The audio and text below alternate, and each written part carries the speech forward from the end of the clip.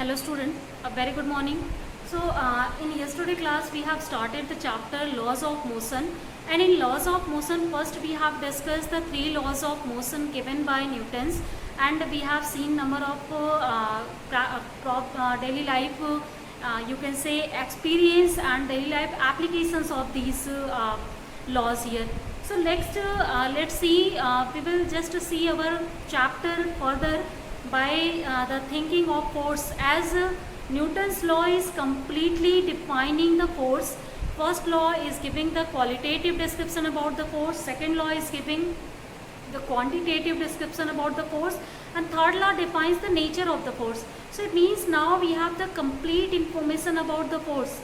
Like for every vector you need magnitude plus direction. So with the first two laws you have magnitude, with the help of third law you have direction. So you have complete knowledge about the force now. So let's see in which units we can measure the force now.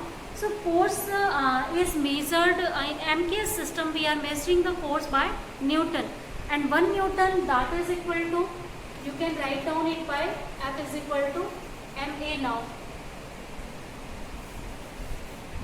So here in the case of F is equal to MA, if you will write down the standard unit of mass, that is kg, standard unit of acceleration, that can be that is derived unit, and we can derive that by the standard unit, and that will be equal to meter per second square.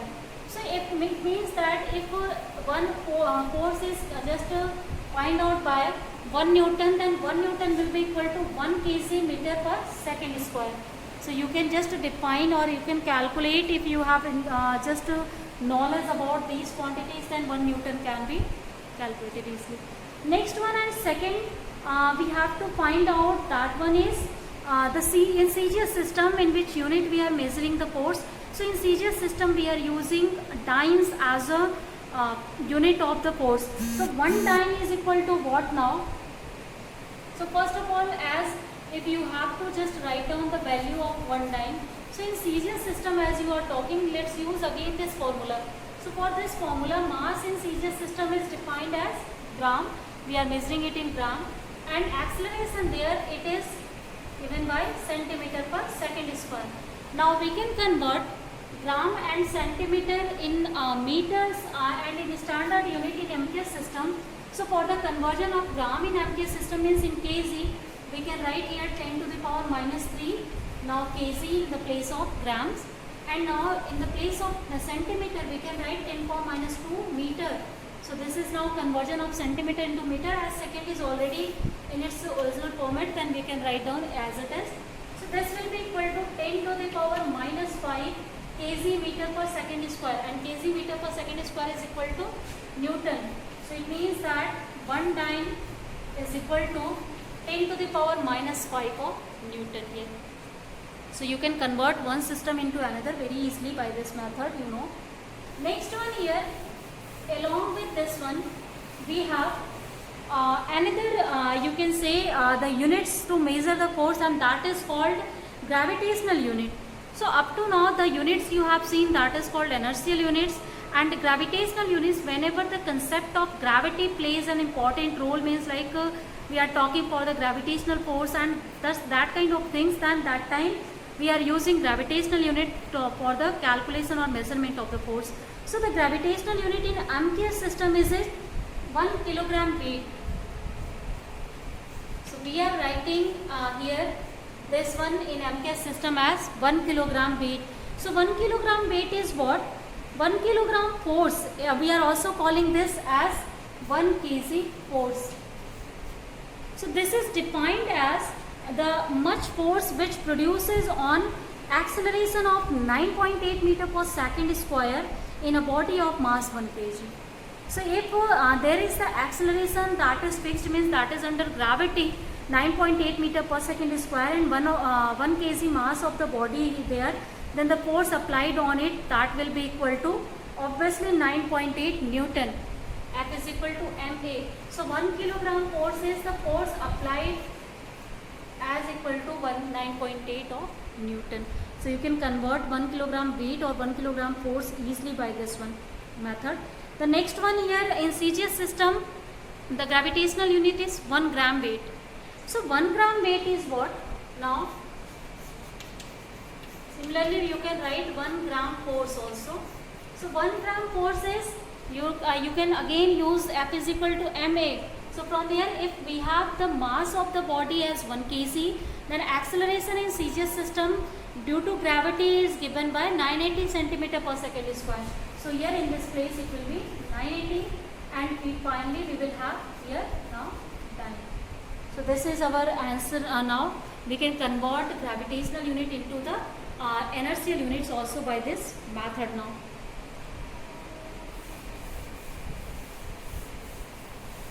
Now after this, let's see some of the consequences of Newton's second law of motion.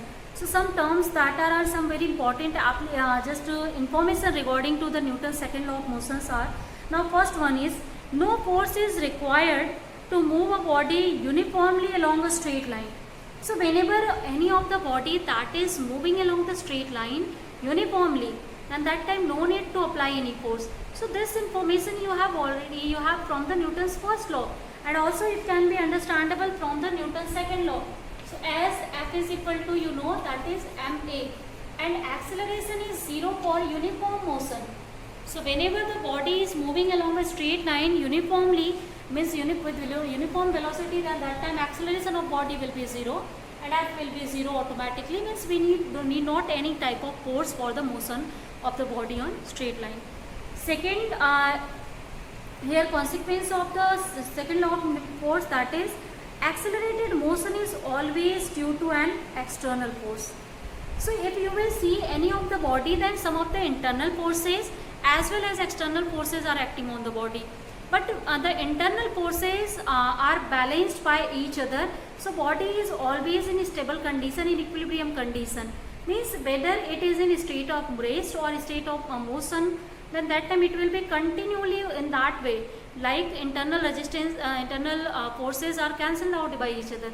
So means we can change only the motion or state of rest or motion by applying any external force. So whenever you have to change the state of any object, then that time you need external force, not the internal force. Clear, I think. The third one, let's see the property. So third property is measurement of force. So how we are measuring the force? So we are measuring the force by the formula given by the second law, that is F is equal to ma or F is equal to dp by dt. You can use that formula for the measurement of force also. The fourth consequence is, second law of motion is a vector law. So because the second law of motion is defining the force now. Acceleration is vector quantity, then F will be always vector quantity. Means here it is giving us the concept of vector concept of the, you can say, force here. Next one, the second law of motion is applicable to single point particle. This is very important point. Means if you have to apply the second law only at a time, you can apply it to a single particle, not to the number of particles. So for number of systems we cannot apply this law. Later in 6th chapter you will also see the system of particles concept, what we are doing to study that, but here the second law is applying only at time for the single particle. Next one here, concept of inertial mass. So second law of motion, that is giving us the formula F is equal to ma. From here you can write A is equal to F upon m. So A is what now? Larger the mass of the body, now you can see less will be the acceleration of the body. So it means that you can see if less is the acceleration, it means here you can say body has greater inertia. So mass is directly proportional to the inertia present in the body. So you can say greater will be the mass, greater will be the opposition of the body for the state change of a state, then greater will be obviously less will be the motion that time, because here you can say F is inversely A is inversely proportional to m. So acceleration will be small, means change in velocity will be small as mass is larger. So it means that body will have greater inertia. So here simple in one word you can say inertia is related to the mass of body. So these are all information about the second law of motion that is giving us. Now next one option you will see, and that is now the concept of illustration of third law. So in third law, number of examples you can take, like some of the book is kept on the table. So if any of the book, that is, suppose this is our table, and on this table some of the book is kept now. So this is our book. So its mass will act in downward direction. So that mass, weight will actually act in downward direction. So weight will be equal to m into z. So if means book is applying a force on the table in downward direction due to its weight, then that time as it is applying external force to change the state of this table, then it will apply the opposition force due to its inertia property. So it will apply a force in opposite direction, and that is called reaction of the table on the book here. So this is, now you can see for every action there is a reaction. So from here you can see the illustration of the third law. Second example, walking. So whenever we are walking, then that time we are pressing the ground by our foot. Then whenever we are pressing the ground, it means we are applying some force on the ground, and as our force can change the state of motion of the ground, means external force we are applying. So that's why due to its inertia property, ground is applying again force on our force also. And here it means that for our action there is a reaction by the ground, and that's why we can walk easily. So that's why you can say like if you are walking on the sand, you are walking on the very smooth surface, then that time it is very difficult to walk. Reason, that time the force applied by the ground, that is very small, that's when we cannot walk on that kind of grounds there. Third here, that is swimming. So as in swimming, what we are doing, we are just pushing water in backward direction, and due to push of the water in backward direction means we are applying a force on the water in backward direction. So due to inertia property, water is opposing and it is also applying a force in opposite direction. So that's why due to the application of water in opposite direction, we are moving in forward direction. So only if you have to swim in forward direction, then you have to push the water in backward direction. Next one here, like the flight of jet planes and rockets. So in rockets, what we are using some of the exhaust gases there. So that gases burns, and due to burning of the gas, the force is applied due to their burn to the ground, and as ground is also applying the same force in upward direction, and due to that rocket lift up, and that can be goes into the orbit of the different you can say the planets. So these are all the, you can say, examples of third law. Now you will see also some of the examples. So let's see some of the examples in more details here. So the first example is horse and cart problem. So let's see the first problem we have in laws of friction, that is horse and cart problem.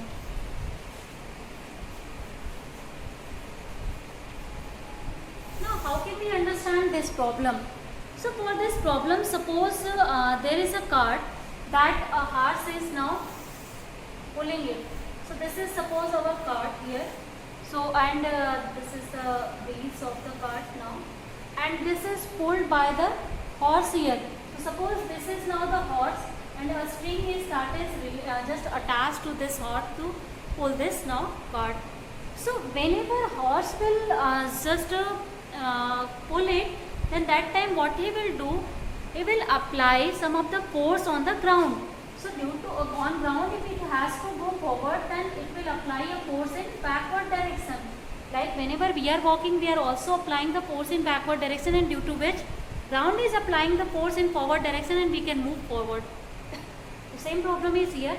Now due to for every you can say for every action there is a reaction, means whenever horse is providing the force, then ground will also provide a reaction for this force. So that reaction will be in opposite direction. So this is the direction of reaction now. Here one thing you have understood for the horse. Let's see it for the cart. As for cart has some of the mass, it will have some of the weight also. So its weight is now, if working, suppose W1 is the weight, so that will work in downward direction, and due to its weight, ground will also apply a force on it, so that will be the reaction on the cart also. First problem is now clear. Now as if you will see, this force that is now applied at some angle theta. So we can have two component of reaction as well as force. So if you will see, first of all the reaction, so this will be now r cos theta, and for this one, so this will be r sin theta. Similarly for force, if you will see, so for force there will be a force, and in this direction also we will have f sin theta. Or if you will see the weight of the horse, then weight of the horse will act in this direction, that will be now W2. Clear, I think?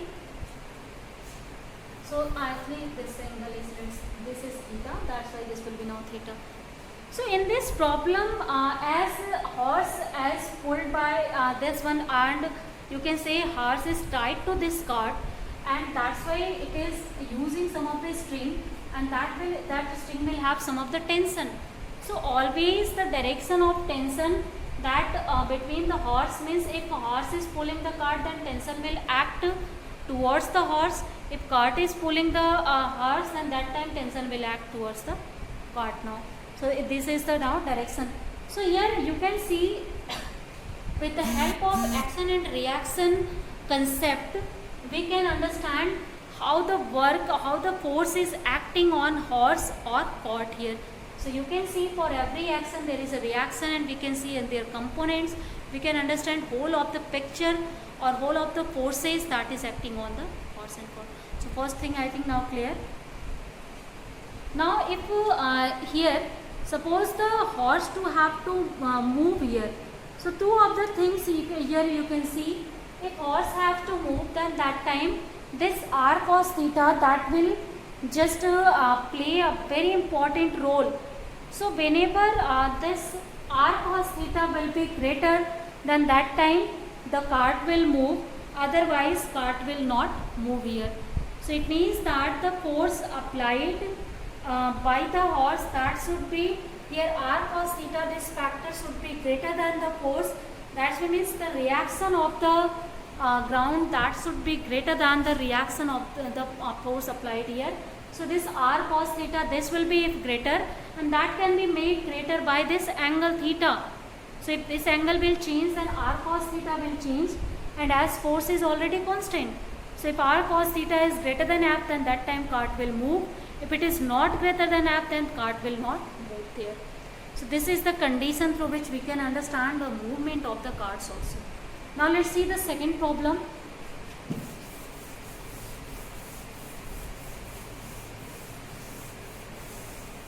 So our second problem is apparent weight of a man in a lift or elevator. So we are going to study the lift problem, lift or elevator problem.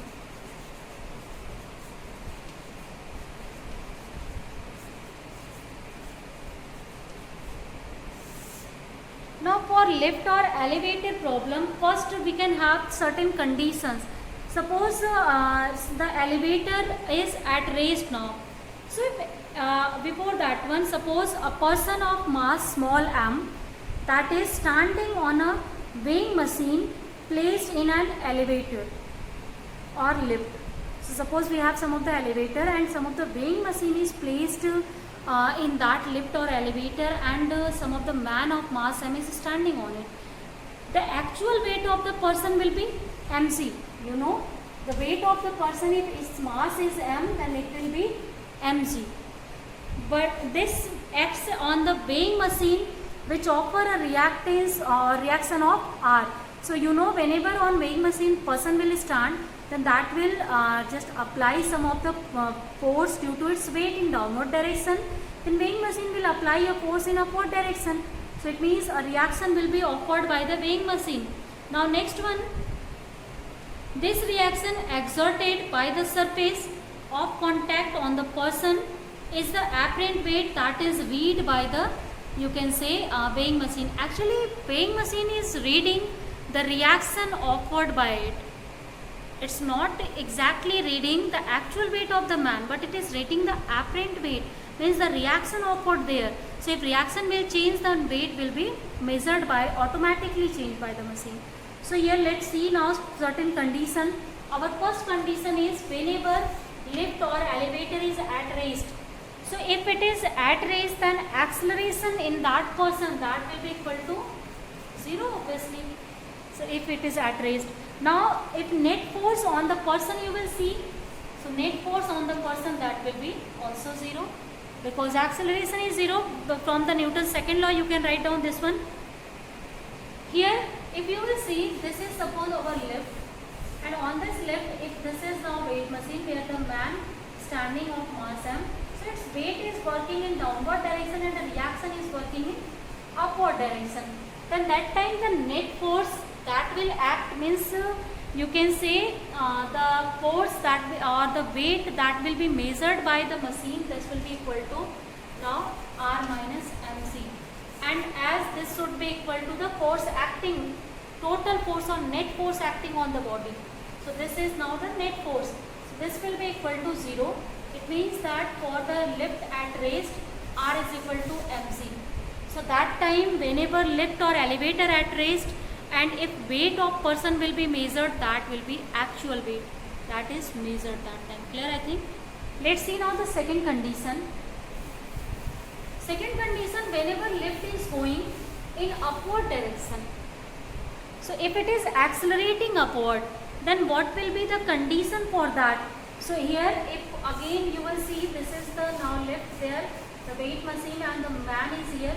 So its weight is working in downward, its reaction is working in upward, and lift is accelerating with some acceleration in upward direction. This is our second condition.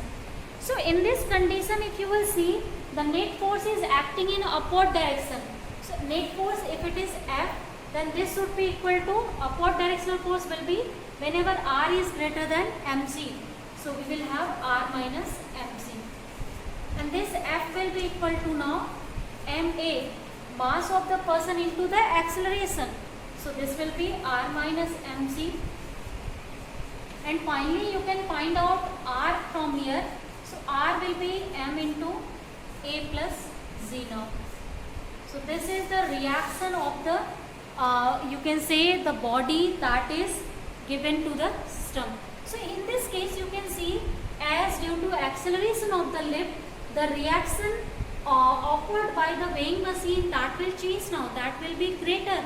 So the weight measured by the weighing machine, that will be changed now, that will measure the greater weight as the actual weight. So it means that whenever lift is accelerating in upward direction, that time if you will measure something, that will be always wrong, that will have some of the error because of the acceleration of the lift there. Clear? Now let's see the third condition.